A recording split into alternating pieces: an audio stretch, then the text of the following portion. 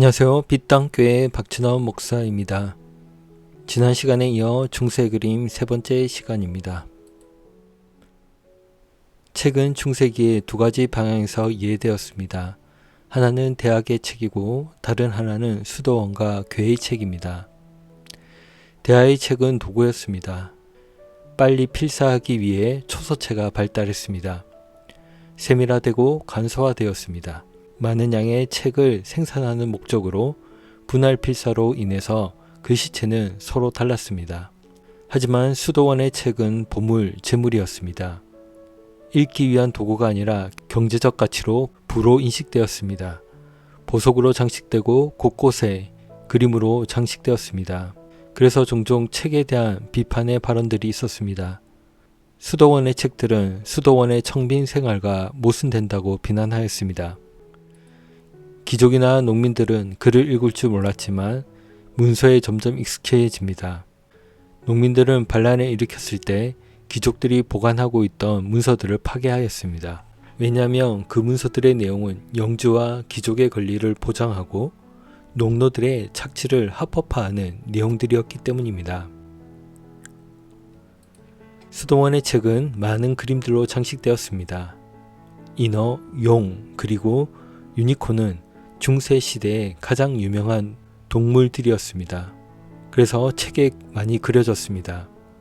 책에 많이 그려졌습니다. 이들의 존재는 중세인들에게 실제하는 것으로 믿어졌으며 특히 유니콘은 가장 유명한 존재였으며 가장 상징적인 존재로 등장합니다. 유니콘에 대한 첫 언급은 신명기 33장 17절에서 등장합니다. 신명기 33장은 모세가 죽기 이전에 이스라엘 자손을 축복하는 내용입니다. 그 중에서도 요셉 지파에 대한 축복의 내용입니다. 그 뿔이 들소의 뿔 같다라는 말씀이 있습니다. 여기서 들소로 번역된 히브리어 레임은 정확한 의미를 알 수 없습니다. 이 들소는 아주 특이한 뿔을 가진 동물로 멸종된 걸로 보입니다. 70인역 구약 헬라어 성경에서는 모노케로토스로 뿔 하나 가진 소라는 의미로 번역하였습니다. 유니콘은 뿔 하나라는 의미로 유니콘이라고 합니다. 민수기의 신비의 동물 레임이 상징하는 바는 이집트에서 당신의 백성을 구원하신 하나님의 강하심을 비유할 때 사용됩니다. 욥기에서는 인간의 한계 혹은 무능력을 나타낼 때 인간이 유니콘을 길들이는 것이 불가능한 것으로 말합니다. 다니엘서 8장에서는 커다란 뿔 2개 가진 짐승이 강하여 어느 짐승도 당할 수 없다고 기록되어 있습니다. 그런데 두 눈 사이에 아주 특별한 뿔을 가진 염소가 등장하여 뿔 2개인 순양과 싸움을 하는 장면이 기록되어 있습니다. 이 그림들은 뿔 2 가진 짐승과 뿔이 하나인 짐승에 관한 그림들입니다. 이런 상징들은 중세인들에게 있어서 비유라기보다는 참된 현실이었습니다. 그래서 실제적으로 뿔 2 가진 짐승과 뿔 하나 가진 염소 사이의 전쟁이 있을 것이라고 믿었습니다. 중세인들은 유니콘은 예수 그리스도에 대한 비유로 인식되었습니다.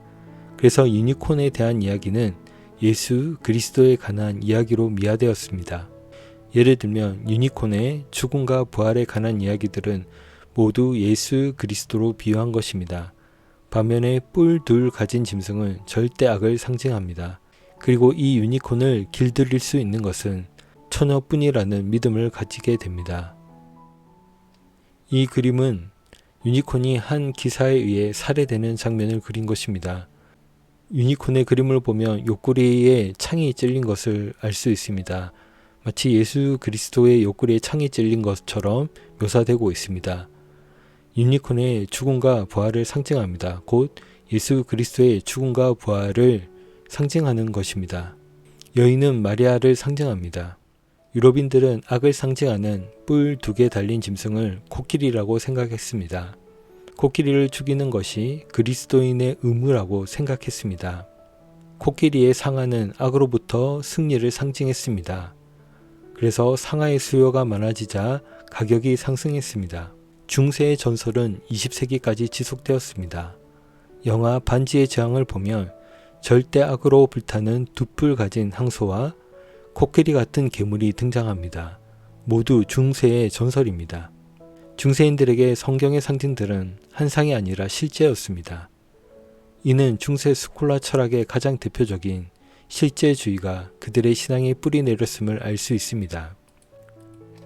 중세의 마술적 정신과 감수성은 우리가 알고 있는 과학과 공존했을 뿐만 아니라 대립하였습니다. 이 시기의 꿈은 지식이자 진실이었습니다. 하지만 과학이 훨씬 발달한 현대에서도 여전히 꿈은 지식이자 현실이며 미래를 알려주는 통로로 인식하고 있습니다. 특히 현대교회에서는 성경의 상징을 넘어 자신의 꿈을 미래에 대한 계시이며 상징으로, 신앙으로 받아들이는 경우가 있습니다. 자신의 꿈과 성경의 상징을 구분하지 않고 자신의 꿈을 마치 성경에 게시된 상징처럼 미래에 실제할 것처럼 믿는 모습을 종종 볼 수 있습니다. 그렇다고 중세처럼 현실을 허상이라고 믿지도 않습니다. 현실에 충실하며 현실을 즐기며 거기에 중세시대처럼 성경의 상징과 자신의 꿈이 미래에 일어날 것으로 믿고 있는 것 같습니다. 감사합니다. 빛당교회는 빛을 담은 온기교회로 하나님의 말씀을 담아 대중문화라는 도구를 통하여 복음을 전하고 그리스도인이 대중문화를 올바르게 바라보고 인식할 수 있는 사역을 하고자 합니다. 감사합니다.